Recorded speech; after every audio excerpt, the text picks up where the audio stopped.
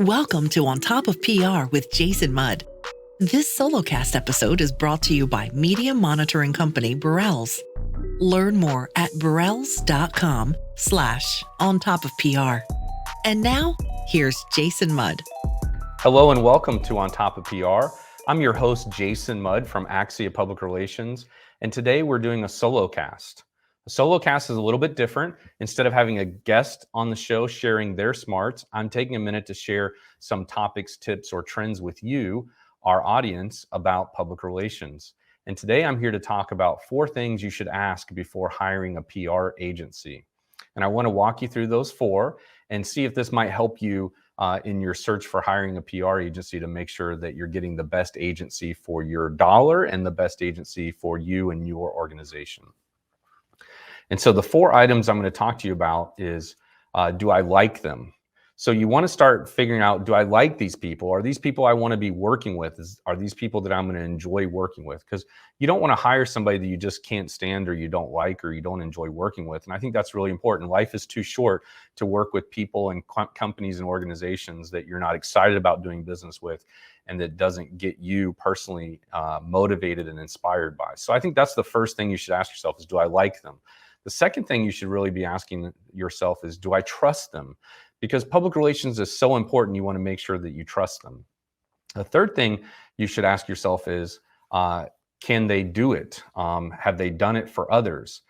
Can they prove that they've done it? And I'll get into more detail about that in a second.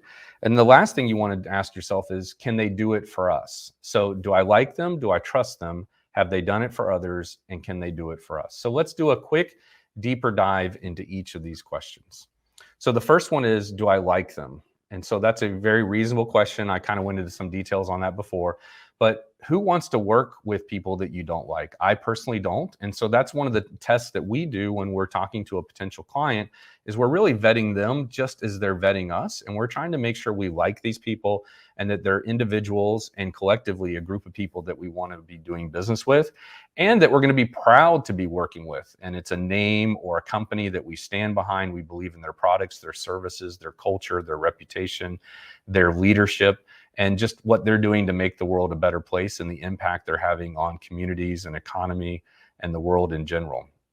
And then the second question is, do we trust them, right? And so do we trust them and their leadership team to make sure they're doing the right thing? Do you, as the buyer of the agency services, do you trust them as well? Because ultimately, these individuals are going to be representing you to the news media and to the public. They're going to be interviewing, ideally and recommended, your CEO and members of your leadership team. They're going to be ambassadors with you and your organization to the public. And as I mentioned earlier, to the media and with other external audiences. Sometimes they may be attending conferences on your behalf, attending media interviews on your behalf, orchestrating and scheduling media interviews, working with ambassadors if you have a social media influencer program or you're building one. They could also be traveling with you, whether that's flying together or in cars together, or maybe even going with leadership on the company jet somewhere. They might even be attending company conferences and industry conferences with you. So you have to think about that as well. And then thirdly, have they done it for others? And this is an area that I find is very interesting because PR is typically a little bit confusing. Not everyone understands what PR is. I have a lot of companies say to me, I'm not sure what PR is, but I know we need it. Could you help me understand what PR is and isn't? And when there's some ambiguity or uncertainty about what PR is, then it's very easy for companies to perceive that, okay, this is a PR agency. Surely they've done this type of work before for a similar type of company of our size or our culture or in our industry or with our products and services. And so often that's just not the case. They just haven't done it for others and they haven't volunteered that to you and you haven't asked that specifically. So what I want you to do is when you're at this stage and you're talking to a PR agency and you already know you like them and you trust them, you need to start asking, have they done it for others? And the way I would look for that is proof, right?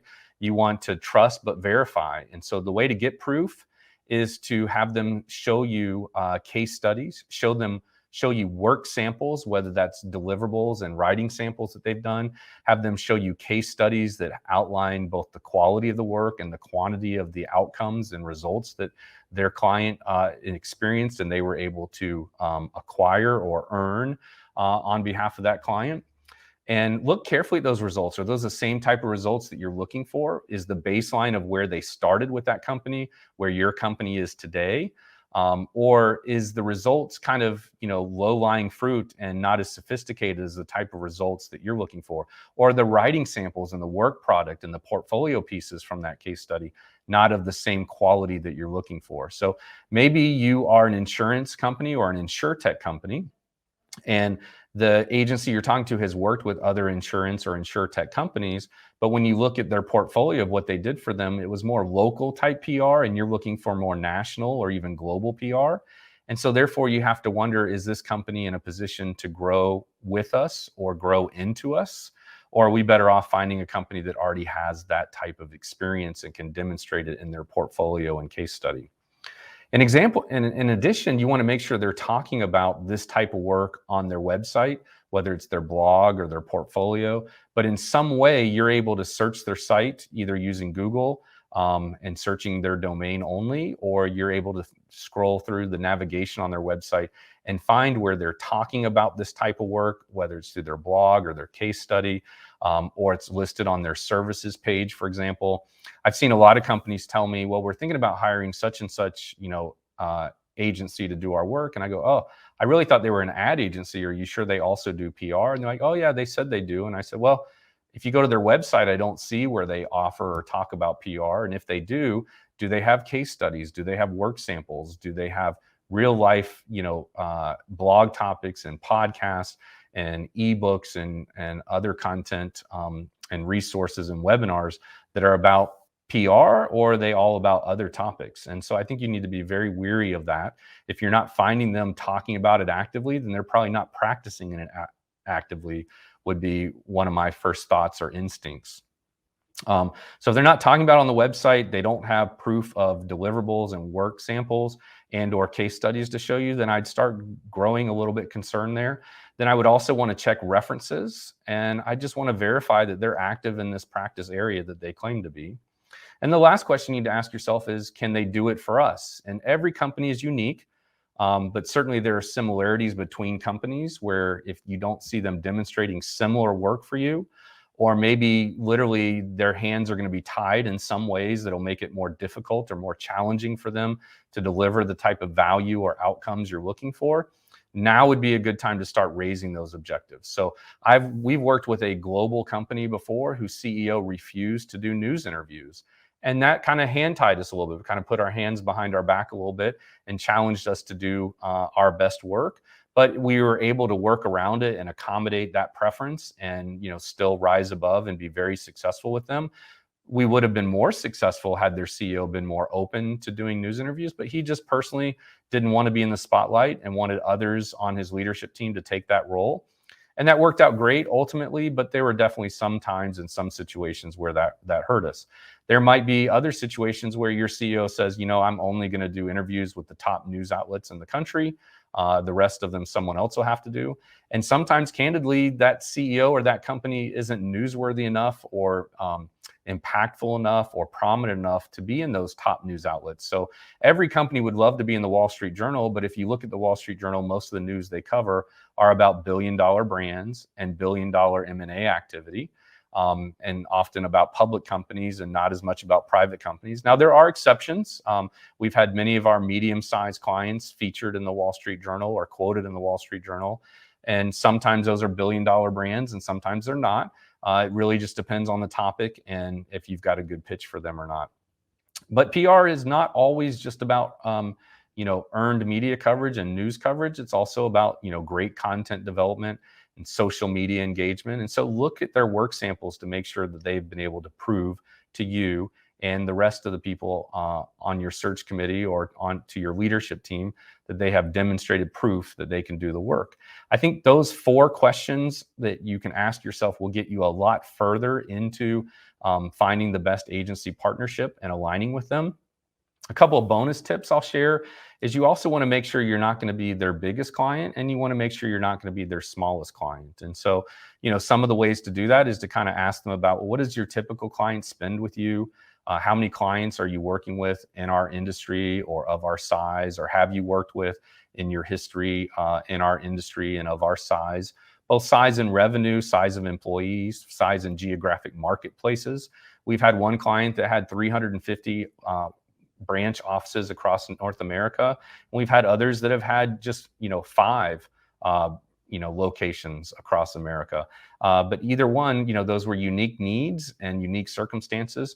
Maybe your company is just in one geographic market or one industry vertical. So ask them about their experience, connections, and contacts in that vertical. Ask for portfolio samples and writing samples, earned media and social media and web content samples that are specific to that industry. That would be very helpful. But going back to the question of, you want to figure out kind of what is their average client, investing in their company services. What's a big client for them? What's a small client for them? Ideally, you never want your company to be more than 30% of their agency's income, and you certainly don't want to be less than 10% of their agency's income. And certainly not less than 5% of their income. And also, how's that agency structured? Do they have hundreds of clients? Do they have thousands of clients? Do they have dozens of clients? Do they have just a dozen or less clients? And what kind of agency do you want to be part of? Do you want to be part of a huge global agency?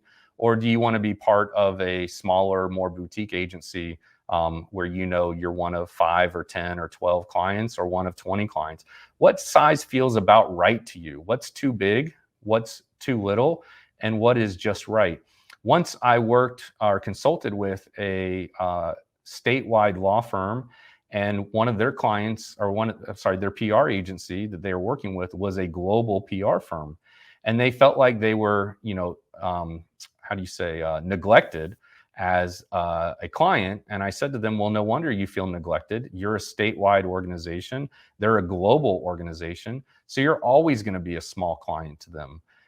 Their clients are typically global companies, and you're limited to just one geographic state and a few major metropolitan cities located in that large state. And so therefore, you shouldn't be surprised if it's not a right fit. And so I would ask yourself those types of questions as you start looking for a PR agency. And I think you would be well on your way to finding the right fit if you follow these guidelines, and these questions that you should ask. I hope our time together was helpful. If you benefited from this episode, would you please take a moment to share it with a colleague? And in the show notes, we're going to put a link to a couple things that you should be thinking about also. One is an ebook, or 2 ebooks we've written. One is called How to Fire Your PR Agency. The other one is How to Hire a PR Agency. In addition, we're going to provide a link to a cost calculator that helps you compare the cost of staffing a PR department with PR staff and PR employees in-house, as opposed to outsourcing it to a PR agency. People tell me this calculator is very helpful. It's something we created a couple years ago. We just recently improved it. So if you haven't checked it out recently, please do so. In addition, I happen to know other businesses, business owners, CEOs, CFOs, CPAs, business coaches, HR pros, and even legal pros who point their clients to this calculator we built to really help them understand what it truly costs to employ even just one person, much less an entire department. I hope you'll check that out. All of those resources are going to be available, generally speaking, at axiapr.com/resources. But in the episode notes, we'll provide you with direct links to those resources for your convenience as well. This has been Jason Mudd with Axia Public Relations, signing off from this solo cast. Again, if you enjoyed this episode, please share it with a colleague. If there's a topic you'd like to hear me personally address for you and your company, let me know that too. I'd be honored to hear from you and glad to address it. Otherwise, thank you for letting us help you stay on top of PR. This has been On Top of PR with Jason Mudd. Many thanks to our SoloCast sponsor, Burrell's, for making this episode possible. Burrell's has a special offer just for On Top of PR fans. Check it out at burrells.com/ontopofpr.